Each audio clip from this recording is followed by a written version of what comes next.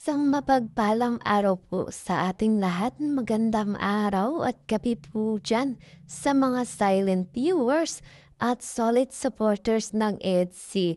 Mega love shoutout po. At kamusta po kayo? So yun mga kalingap. Wow, second anniversary ng EDC may pasabog. At grabe sa Manila nga po gaganapin mga kalingap. At abangan ang meet and greet ni Viancy at kapatid ni Papa Eds mga kalingap. At yan nga po ang ating pag-uusapan maya-maya na lamang mga kalingap. Pero bago po yan, kung bago ka pa lang po sa aking munting YouTube channel, pa-like, share, and subscribe naman po at pakipindot na rin po ng notification bell para lagi po kayong updated sa aking i-upload na video. At paalala rin po, bago po tayo magbigay ng ating mga komento at opinion, itapusin po na natin ang kabuuan ng video mga kalingap nang sa nga po akma po ang ating i-comment. At lagi ko rin nga pong hiling sa inyo, suportahan po natin ang mag-ama na matubang. Napakaganda nga po yung ipinapakita nila sa atin, mga pagbibigay saya at tulong sa ating mga kababayan suportahan po natin at i-marathon mga kalingap.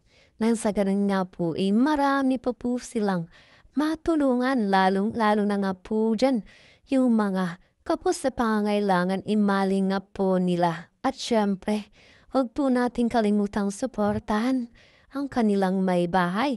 Walang iba kundi sina Ate Edna Blanks at Jackie Tafia. Huwag po sana tayong magsasawang sumuporta, mga kalingap. So yan po mga kalingap, balik po tayo sa ating pag-uusapan at tatalakayin ngayong araw. Wow, second anniversary ng EDC. May pasabog. Grabe at sa Manila nga po gaganapin mga kalingap. At aabangan natin ang meet and greet ni Viancy at ni Micah mga kalingap. Arang kailan lang nga po mga kalingap at talagang gaganapin na naman ang second anniversary ng EDC. At nga lang nga po ngayon, sobrang hindi natin malaman kung ano ba talaga ang lahat sa kanilang dalawa mga kalingap. At itong si Viancy natin mukhang hindi na talaga may tatago mga kalingap ang kanyang pag-ibig dito kay Papa Eds. At hanggang sa ngayon nga mga kalingap talagang on air pa rin ang EDC at talagang marami pa rin ang nagmamahal at sumusuporta dito.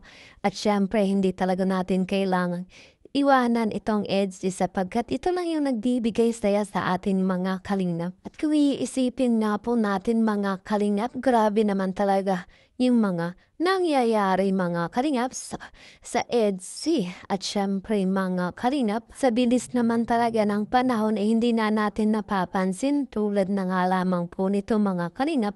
Ipatapos na nga po ang taon at magiging 2026 na naman mga kalingap. Panibagong panimula na naman ang lahat mga kalingap. Sa mga sumusuporta at laging nakasubaybay sa kalingap talaga namang napamahal na dito sa kanila si Viancy mga kalingap. At nakikita nga natin ngayon na itong si Viancy talaga puro pagtulong na lang ang kanyang ginagawa mga kalingap na noon nga po talagang siya yung tinutulungan nitong ni Kalingap Rab at mukhang magiging isang charity vlogger na yata itong si Viancy at yung susunod mga kalingap sa yapak nila Kalingap Rab ang pagtulong, ang paglingap sa mga kapwa nating nangangailangan. At sa nitong darating na bagong taon nga mga kalingap talagang panibagong blessings na naman ang matatanggap ni Viancy.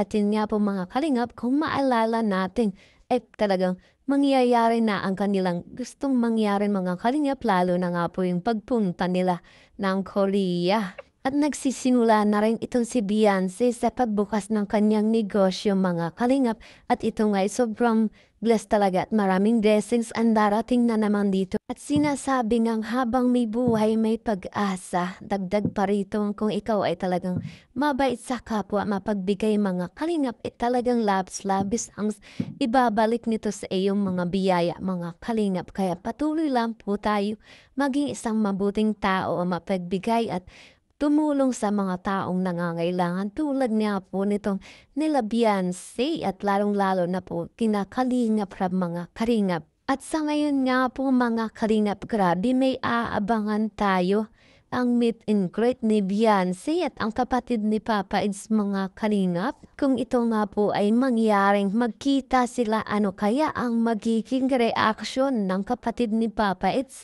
dito kay Beyonce mga Kalingap? Grabe, pasado kaya o aprobado kaya ito sa panlasa ni Maika mga Kalingap? Siyempre, sa tingin natin ay talagang magugustuhan ito ng kapatid ni Papa Eds, ito si Beyonce natin.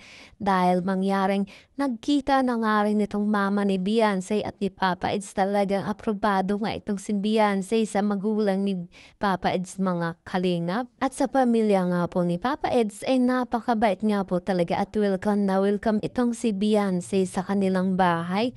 Kung kaya itong si Beyonce minsan talaga nahihiya na lamang mga Kalingap. Siyempre dahil si Beyonce ay talagang lumaki sa hirap mga Kalingap, kaya kung may mga bagay siyang hindi pa talaga kinasanayang gawin, kaya itong si Papa Eds ay inaalalayan lamang itong si Beyonce sa mga bagay-bagay na nakapagpanibago dito kay Beyonce mga Kalingap. At nakikita naman natin na hindi naman talaga pinababayaan ni Papa Eds itong si Beyonce.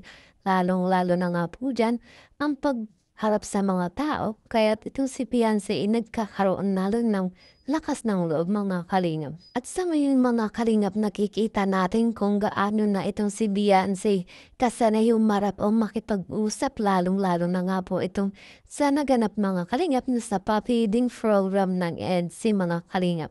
Hindi pa natin binabanggit kung sino ba si Beyonce. Para batiin tayong lahat ngayong oras na ito. Please welcome. O, ilagay niyo yung palakpakan ng Pia Orna.